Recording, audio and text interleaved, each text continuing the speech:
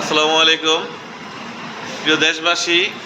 আমাদের মুন্সিগঞ্জের ঐতিহ্যবাহী বালিগাঁও হাই স্কুলের পক্ষ থেকে আমরা বন্যা দুর্গত এলাকার যে সমস্ত লোক আজকে এই প্লাবনে আক্রান্ত হয়েছে তাদের সহযোগিতা আমরা সকলে হাত বাড়িয়েছি। আমাদের স্টুডেন্টসরা নিয়মিত টাকা উঠাচ্ছে। আজ আমাদের ঐতিহ্যবাহী বালিকা উচ্চ বিদ্যালয়ে ক্লাস 10-এর ছাত্ররা তাদের পক্ষ থেকে তারা যতটুকু সহযোগিতা করতে পারে ততটুকু চেষ্টা করতেছে।